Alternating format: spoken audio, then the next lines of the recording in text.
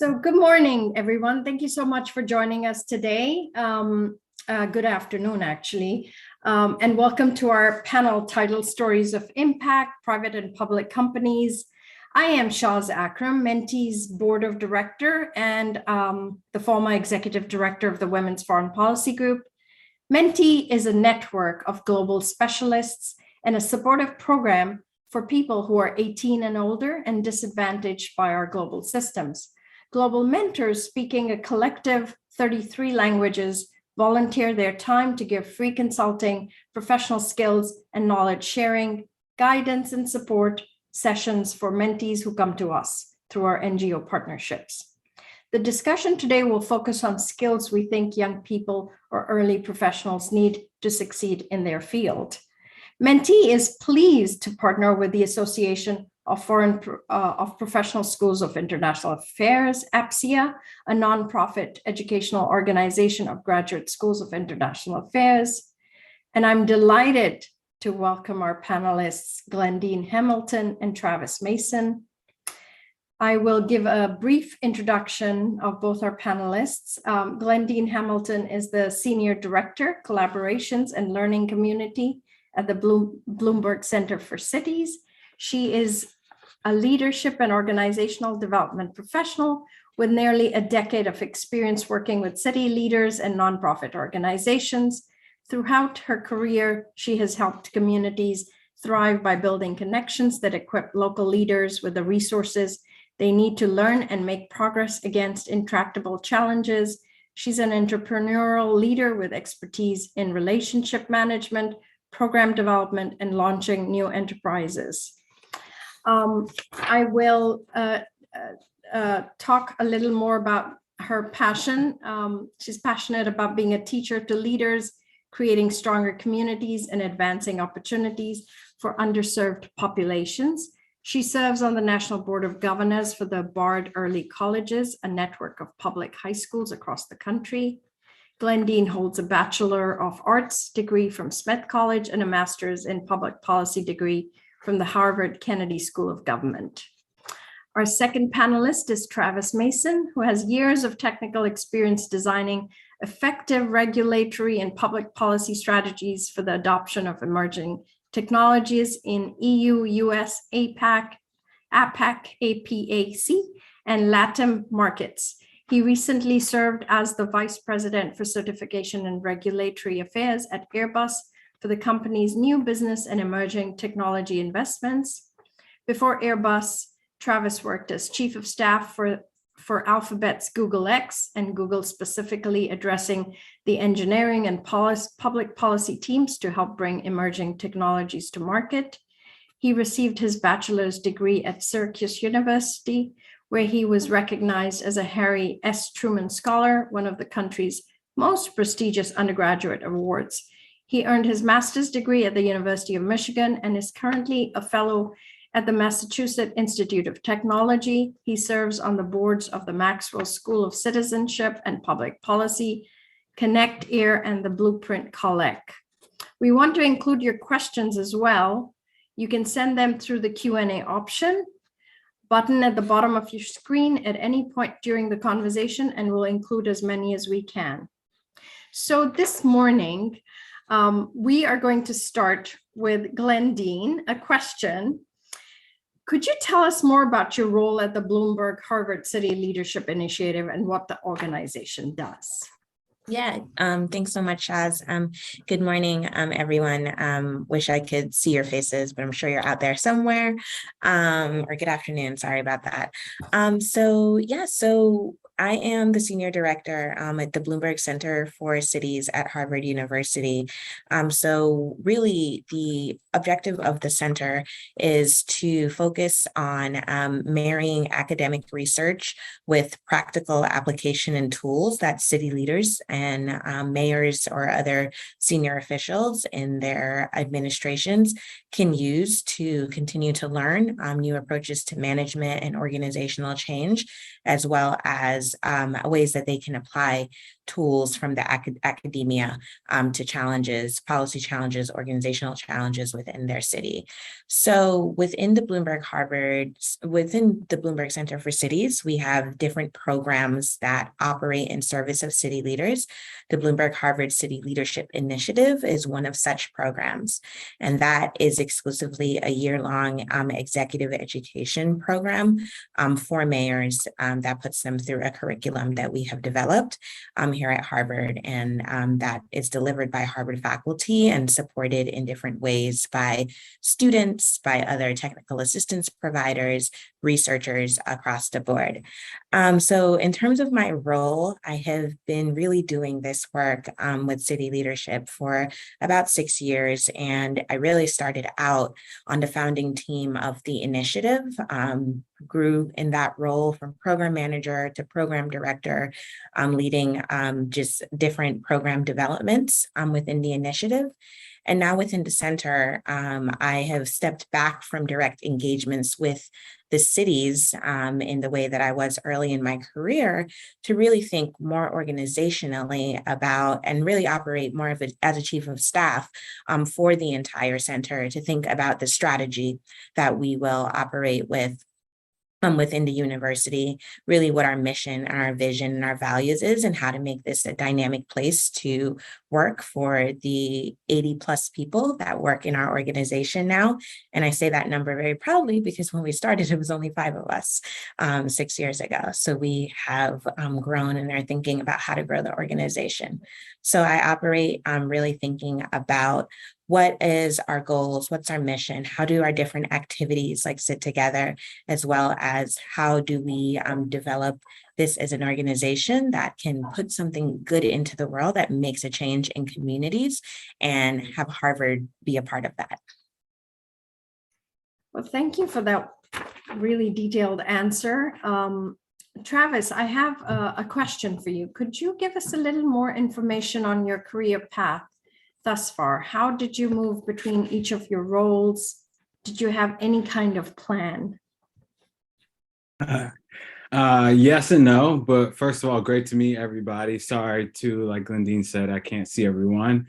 And I know the 3 of us wish we could, just because of our personalities, we like connecting with people. So this is great for me. It's great to meet everyone.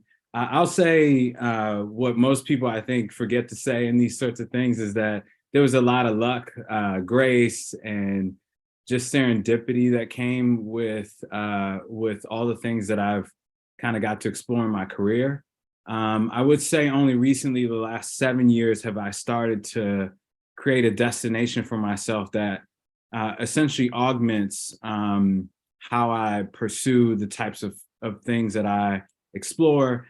And it also tells the world what types of things to bring to me, my friends, my colleagues, and my network. And most of my career is really tied with one thing. I'm trying to make new rules when old ones don't work anymore. And I focus on areas of the future and areas where new rules have to be created for really complex systems. So I've worked in the energy space, the health space, and now spend a lot of my time in the aviation worlds.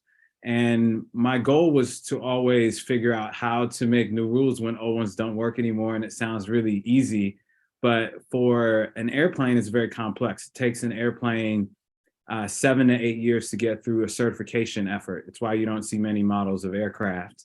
And it's why when there's a problem, there's a big problem with that. So my career has really been shaped and framed around that. And I'm trying to do everything I can to figure out how I can get into many corners of society where regulations are really complex and where new technology or new business models are changing and advancing our thinking. So really excited to have this conversation and great to meet you all again. Shaz, you're on mute. I'm sorry about that. Thanks for that answer, Travis. I'm going to open this for both of you as more of like a discussion, but it's for our audience. For anyone in the Mentee network who is early in their career or considering a career move, what advice do you have for those interested in the private or public sectors or careers generally? It's a bit of a long question, but is there anything you think would have helped you or that you wish you'd known or thought about when starting out? So sort of a broad scope, and take your time in responding, as you wish. Yeah, I can start, and I feel like things will come to me even like after I answer, because that could be answered so many different ways. I think in terms of advice, with people sometimes like pigeonhole like the private sector versus the public sector, and like maybe like see them as like two different things. Like, yes, they technically have two different definitions and purposes, but when you're thinking about like your career, know that like you can like find ways to move between the two, and that the skills that you learn like within one sector is really transferable and can prepare you to like be in another sector. So I think it's about really just trying to find ways to like triangulate and like learning the language instead of thinking that they are like mutually exclusive. And I think early on, like in my career, that was something that I didn't necessarily like appreciate and like understand. And it took real like mentors and like just learning from even like my current boss to like understand and appreciate that. I think the second general piece of advice, really in the same vein, is, to effectively like navigate that. I think the key thing is like staying curious, right? I think there will always be a bounty of like different opportunities that one can like pursue as they're thinking about their career.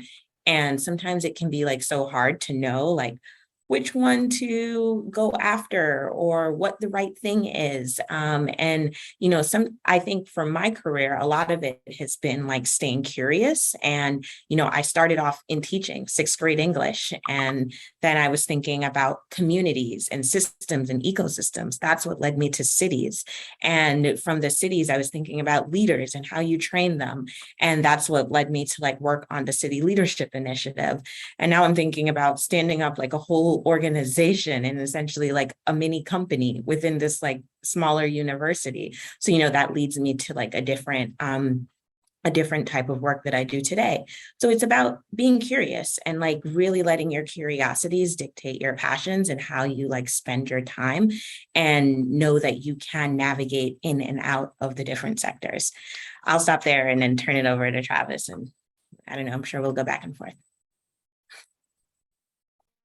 Yeah, there's something I always tell my mentees, and it's a quote by Mark Twain. I think it's by Mark Twain. There's some disagreement about that, and there's a history about Mark Twain, but he says, "I never let my schooling get in the way of my education." And I use that quote to apply it to like every kind of system of my life. And in my career sense, I never let a job get in the way of my career. And that's one major rule and mistake that I see people make younger in their career. And by the way, I didn't learn this myself. I had some mentors suggest this to me. And by what I mean by never letting your job get in the way of your career is you have to spend time creating life outside of your career. You have to spend time getting a network of industry folks, spend time in the industry group, spend time at conferences, spend time on panels. All that stuff is really important. And you may say, well, I'm this. They don't have panels in my career. That's probably a lie. There are conferences for everything you can imagine. And so I've been really surprised at what people find community in around the world. And so I think it's really important to make life outside of your career, because that's, in some respects, that's where most of my great opportunities came from, are people who are in my network outside of my immediate folks that I work with day to day. The second thing was really big for me is finding my Florida. There's this book I read that basically said if we were in Washington, D.C. and someone called us and said, hey, I want you all to come to a party in 24 hours in Florida, and we get disconnected, but we know the party's tomorrow and we have to head there. Well, we don't need to know the address. We don't need to know the zip code. We just know we're in DC and we need to go to Florida. So we have to travel south. We can't travel north. We can't travel east. We can't travel west. We're not going to get to Florida. We have to travel south, but we don't need the full destination. I think it's really important when you're building your career to create a Florida for yourself, even if you don't have a full address, a full zip code, even a full county. And by Florida, I mean, for a while, mine was make rules cool. That was my Florida. And so when someone called me for a job opportunity, they said, hey, I want you to take this job. I would immediately pretend that Florida is my destination, making rules cool is my destination. And if that person, if what they said is not in the direction of that, then it's a deviation. And so sometimes creating a Florida on your own, creating a destination for yourself, creating some sort of finite end, whether that's the next 2 years, next 3 years, next 5, is super important so that you can make some smaller decisions in your life and really figure out how to check things off the list because you've thought about it. So those are real 2 things that I really live life by in the context of my career. Glendean, did you want to add anything else to that question? I love the Florida example. We all need to find our Florida, Travis. Yeah, or California if Florida's too red for you, or blue, whatever politically is feasible for you. Because I know some people are like, Florida, I don't like Florida. So just a little political joke. That's a very good example. So this is an open question for both of you as well. But can you both talk to us about a career highlight? Is there a time when you really felt like you had an impact through your work? Because that's becoming a big deal with the big resignation. People are burnt out. They're not inspired. They just move on. They don't know what they want to do yet, but they know that they don't want to be in the job they are in. If there's no impact becomes a big, an important anchor for people. So could you sort of address that question a bit? Yeah, so impact is certainly like something that I think people just need to have in their work. Otherwise, like cashing a check or whatever is just, that's not impact. And for the audience that we have on the call, I know that there are a bunch of students actually. One of the first things that came to my mind was actually work that I did when I was in graduate school during my summer internship. So I, through a fellowship at Harvard, I went to live and work in Denver for 12 weeks in between my MPP first year and my second year. And the challenge that I was addressing was, Denver has a significant homeless population, and the government, the city, was thinking about how do you have a coordinated response to get homeless people like access to different services, as well as access to physical housing, so that we can get people off the street. And, I spent the 12 weeks, like, mind you, I'm from New York City. So this was actually like my first time in Colorado, but I spent the 12 weeks, like, really learning a lot about the community, learning a lot about how the different organizations and players in Denver were working, and like the ecosystem towards like homelessness services that existed. And I actually spent a lot of time learning from unhoused homeless individuals themselves about how they interact with the system. And at the end of those 12 weeks, I was able to work to propose a coordinated entry system that would have the city like set up in various intake centers that were actually mobile, not just like one part of the city, which is like a key finding and so important when you're trying to connect with transient populations. So, but set up coordinated entry protocols that would allow better tracking and connection to services. And I just say that as the example, because no matter where you are in your career, if you're a student, if you're in entry level leadership, whatever, like there is work that you can do that if you put yourself out there and if you ask the right questions, that you can build amazing things that impacts the lives of people and like create the impact that you want. So that was the first thing that came to my mind for that work in Denver. Wow, that's very inspiring. Travis? Yeah, I would say I've had some highlights and lowlights in my career. I'll answer this a little differently. I think the Great Resignation is not a new, I don't think it's a new thing. And I think it's still the case that people leave people and not jobs. You know, we spend a lot of our time at our job. I think it's like something like 80, 90,000 hours over our lifetime we spend at work. And when I think of the highlights in my career, there was a guy named Dave Voss that I had the pleasure of working with at Google, single-handedly probably just made my career. You know, I was his right hand essentially, and he was the best boss I ever had. Not an easy boss, really tough. But at the end of the day, a boss that I knew when he went behind closed doors, when I wasn't around, and my name was spoken of, he would speak good things. He wouldn't stab me in the back and not do anything kind of ill-stated. So I think that's, you know, really important, is making sure you are very careful about who you're working with, not just what you're working on. I think missions are so important, but usually people get tired of the missions at their company because there's a mismatch between what the company's saying and what they experience day to day. And so it still is about people, and it's still about that everyday interaction.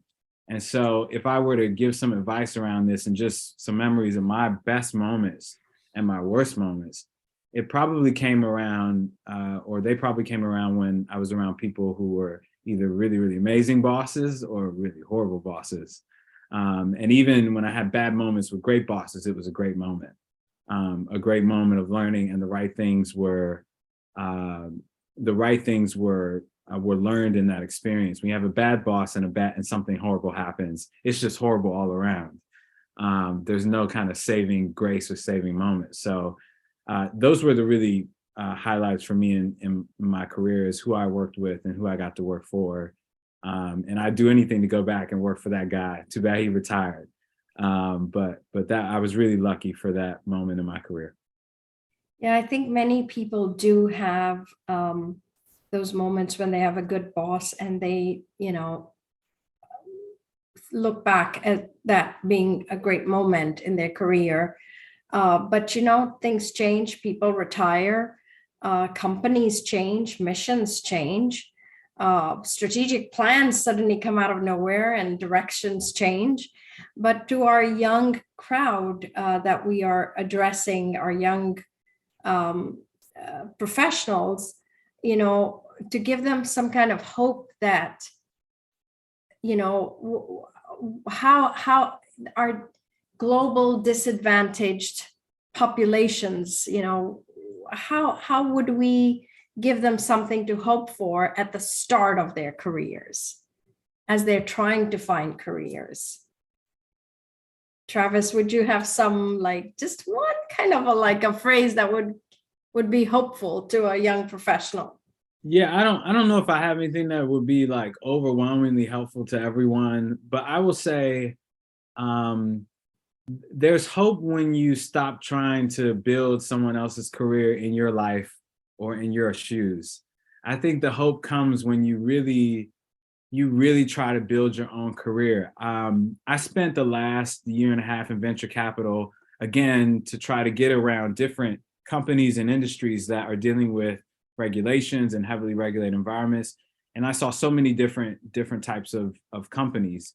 And I think one of the things that really inspired me was the types of problems that people really, really love solving and working on. It really inspired me again in society, not because people are requesting for big checks to be written, But for people who are dealing, with women's health, who have a real passion for women's health, that if they didn't show up to the table, someone wouldn't be there building that company. Or someone who has a passion to take care of pets for pet health or pet care, or someone who has a passion for building a more sustainable propulsion system. Like, I'm really inspired and encouraged when I think people stop and just focus on what really brings them love and desire without validation from anybody other than yourself.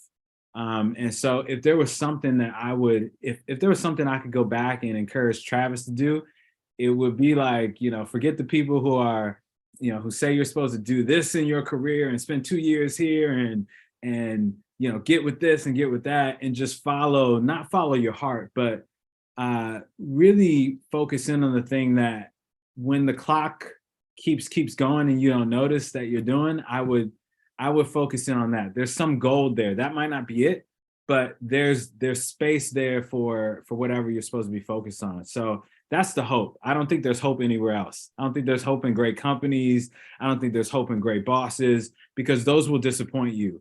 And the only thing at that day where you have that disappointment that keeps you grounded is your own Florida, is your own kind of your own groundedness. So I would say really lean in on the thing that keeps you up at night, that you just can't stop thinking about, because the world, we need that. Because I'm not going to think about it.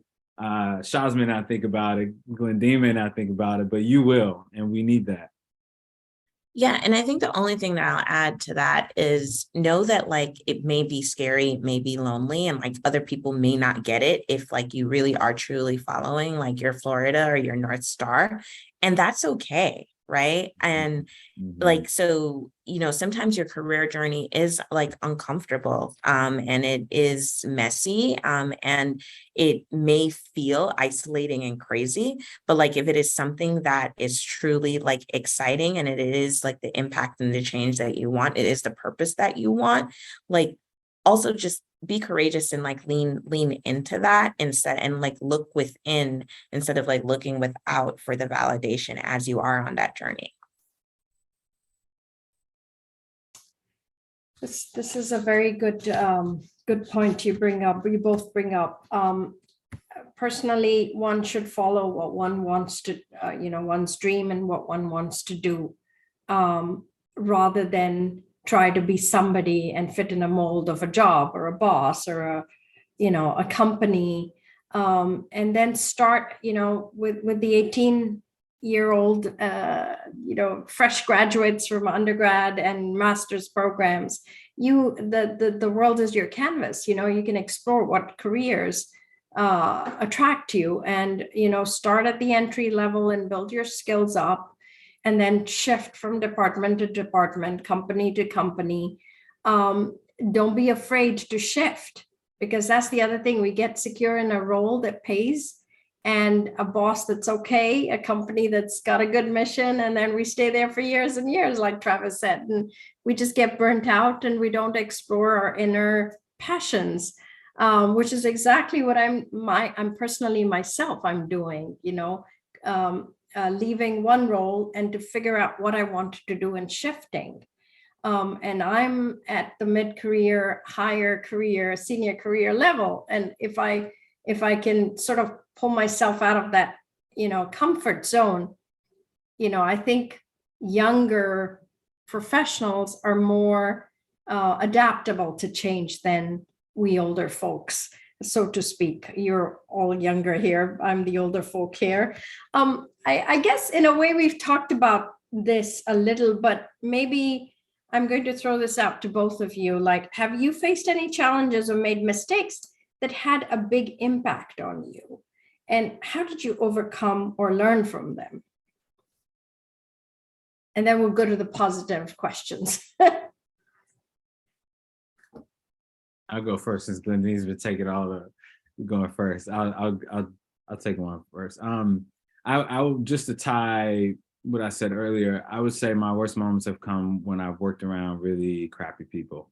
And they might have been crappy for valid reasons. So I'm not making judgment on the crappiness, but just saying it wasn't a great space for me. And I think the more I study nature, the more I realize that the place that we're in and the place that we're planted in some context is super important.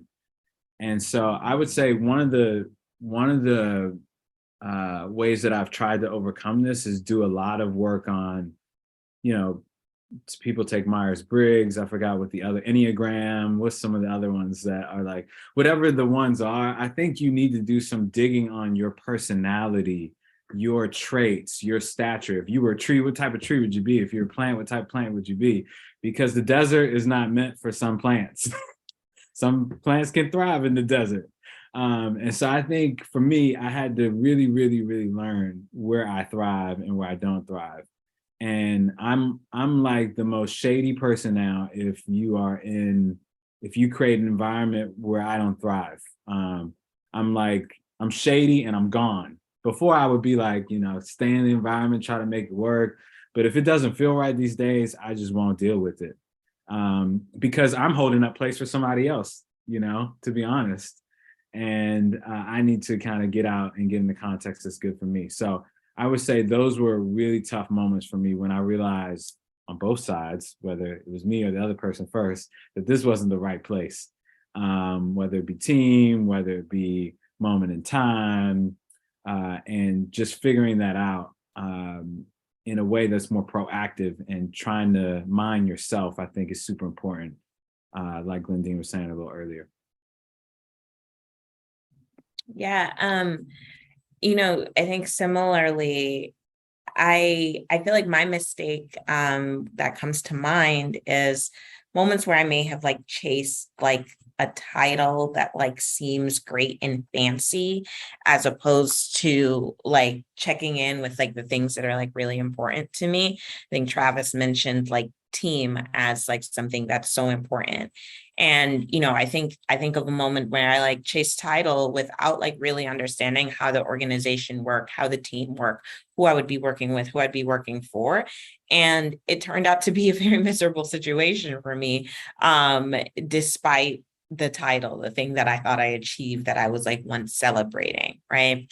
So I think it's really, really important to sometimes like slow down like your decision making and really get clear on like what your values are and like what feels good to you before you like leap into like what you think is going to make others proud or even just yourself proud. But make sure that it's all like aligned like with your values. And to Travis's point, like if it's not working, don't stay, right? Like leave, don't try to make it work and like have it fit. And like if you really can't, to really like compromise yourself and your values.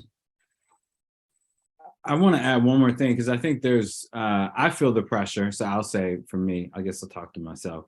But there's often pressure when we do change careers or when we do something that people don't understand. There's pressure for us to explain what happened, and I think we should absorb that pressure. The bio and the resume, in some respects, is a blessing. We see it as a curse, but it's our opportunity to shape the narrative of what we're doing with our career. And if there's one other thing that I could do better, it is telling people, because some people look at my resume like, oh man, this guy's been everywhere. But there's a science to the madness. And it's on me to shape that narrative. And by the way, my narrative on all that is the only one that matters. So I think it's really important for you to create a narrative on your career, where you're going, what you're doing, because people are not going to understand it, especially for anyone on this call that's thinking about doing anything advanced, new, cool, shiny, interesting. Nobody cares and nobody understands. And so you're going to be doing your career. And because you're so new, because you're so emerging, it's going to be really tough for people to say, oh man, what's this new housing stuff you're working on? What's this new education stuff? I don't understand that. And so you're going to have some way to shape that narrative on your own. And so I think it's really important for you to absorb that responsibility in your bio, in your LinkedIn, all that, to really tell the world what's going on in your head, so that people can understand what you're up to. I think that helps take some of the pressure off. Glendean, do you have anything else to add to that? My sort of last question for opening up for the discussion is, have you both had any influential mentors in your career? Mentors in our career development is crucial, and this is what Mentee is all about. And Travis, I know you're a mentor, and Glendean, I'm hoping you're also part of our mentor network.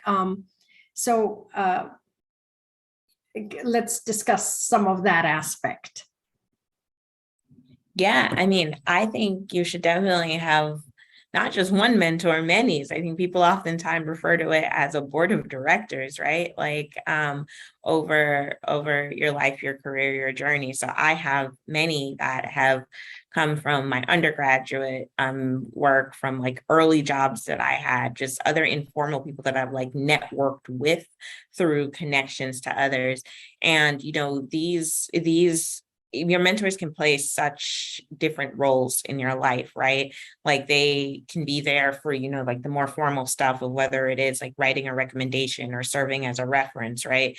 They can also be there for more like informal like things as you're just even like thinking about how to navigate like negotiation or promotion, things like that, like within a role, how you navigate like continuing education to like stay fresh and like with networking. Also just like seeing them as people too, and recognizing that like mentor relationships don't always have to be transactional, and that they're people. So I think, you should have different mentors that know you for different phases of your career, different phases of your life, and also making sure that there's diversity among them in terms of gender, race, all of that. But like it's people who you may aspire to be, or aspire to just learn from, because you can only be yourself. But I think it's really important that there's diversity within that. Then you hit on the big one. Diversity is a big one. I think diversity in the context of like, I have a mentor that's like, he's probably my mentor that keeps my mind focused on my physical well-being. I have another mentor that's on my spiritual side, other professionally. So I think that diversity is important. Also, gender diversity is super important for lots of reasons. I think career environments, there's things that sometimes I don't understand. There are ways that I communicate in environments that sometimes I don't hear, and mentors can help translate some of that or give you feedback on how that's being translated. The thing I will say, I plus one everything that Glendean said. One thing I'll add is make sure you cast a wide net. I think if I lined up everyone who I wanted to be my mentor and then lined up everyone who is my mentor, I'd say there's probably no overlap. In some respects, I was probably going after their boss or someone in their vicinity, and I met them, or I had desire to connect to their friend or the person that was my primary, and the primary person then redirected me to them. So I would say cast a wide net. The other thing I would say is focus on friendship. I think we underestimate, because of our age, the value of age diversity. And there is so much life I get when I mentor, or I wouldn't say mentor, when I'm in friendship with my younger mentees. Like there's just life that comes from that. I stay cool. I know what to listen to. So I do have a little bit of support on that front. But then there's life the other way. There's life when I'm going to see a mentor who's my senior, or there's life I can see from them when we're spending time together. So I think that is important, to not just be so transactional, to Glendean's point, and to really like become friends with folks, because that's where you really get that serious, like, now, wait a minute, Travis, you're doing this for the money. You're not doing this for, focusing on your career, or wait a minute, let me check you in a really authentic way. Because that's what mentorship is. It's like an authentic check. Everything else is a little artificial. This one is supposed to meant to be super authentic. So those are two things I would add. I think actually when Travis said something about when talking about one of his mentors that works with him on like his physical and like mental game. I just also want to say that like self-care and like thinking about like your overall like well-being as you are like building your career and climbing your ladder is like so important. So making sure that you do not like forsake all of that as you are trying to figure it out. Just continue to like take care of yourself first, so that you do not break, because that's the only way that like you will thrive as you grow. And one more thing I would add is just watch the amount of information you consume. I think we all forget that information is a business and that people meet to get us to consume information, to have meetings and convenings, try to get us to consume information. That's not a political statement. That's more of a statement around space and having your mind be able to resolve some of the things that you've been thinking about. And the more that we're constantly consuming, the less we can kind of churn that resolution and feedback and listening and complete those feedback loops. So I think I know everyone on this call loves consuming information, smart folks. If you're anywhere associated with the Mentee Network, I'm sure. So I would say just be careful about how much information you're consuming and be really intentional about, again, making sure that information is directed at your Florida, first of all, but making sure you have ample time throughout the day or a couple times throughout the week to just stop and do nothing and to resolve some of the stuff that is going through your head. Because it's really important that it gets resolved, or at least tries to resolve itself.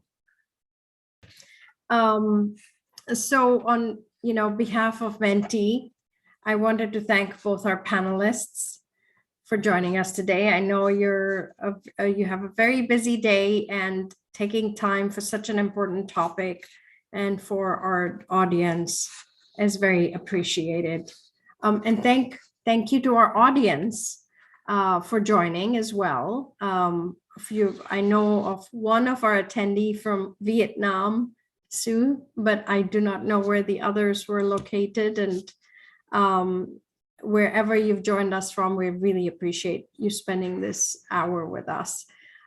We will have a recording of this session for all our attendees, and it'll also be uploaded to Mentee's YouTube channel. We hope you'll stay connected and consider signing up to be a virtual mentor, mentee, or partner if you aren't already, to help support us in our mission to give those who are disadvantaged by global systems the guidance, knowledge, and opportunities to create better, healthier lives.